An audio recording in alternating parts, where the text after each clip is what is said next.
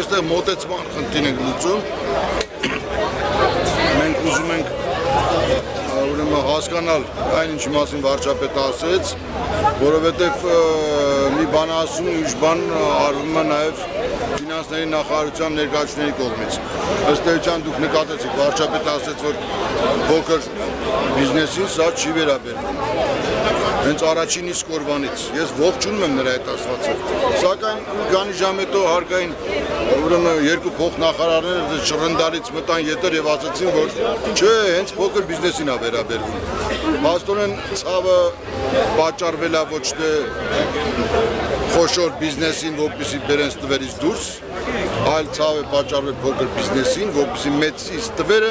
բարտեն այս փոքրների վրա։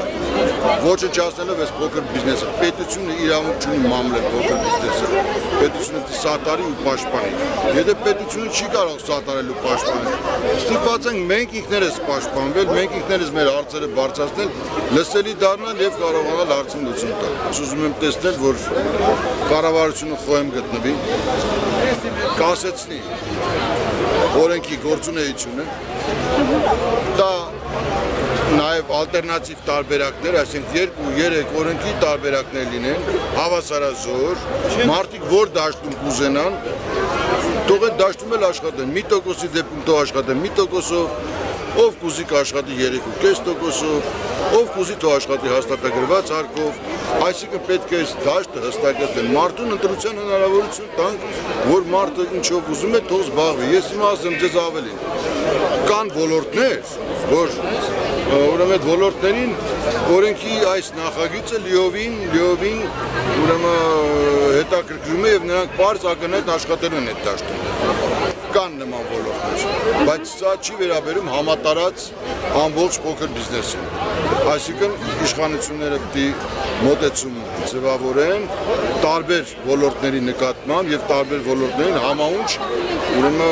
հարկային դաշտ ապահովեն եւ մարդիկ ազատ ընտրության հնարավորություն ունենան։ Որ դաշտում ցանկանա աշխատել, այստեղ հավաքվածները ոչ թե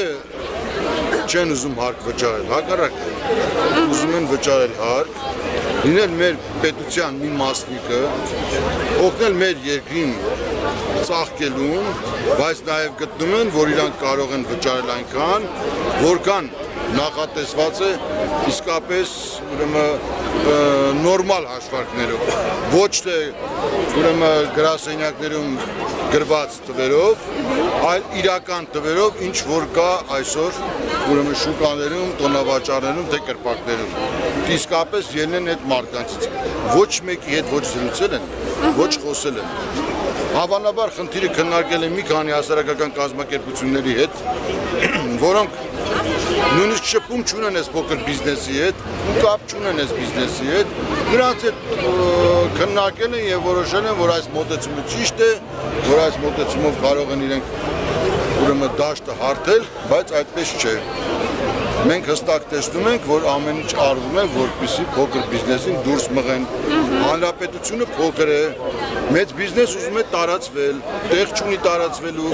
ինչպես տարածվել ավելի մեծ, իրանք այն մարդիկ են, ովքեր որոշակիորեն նստած են իշխանություններում,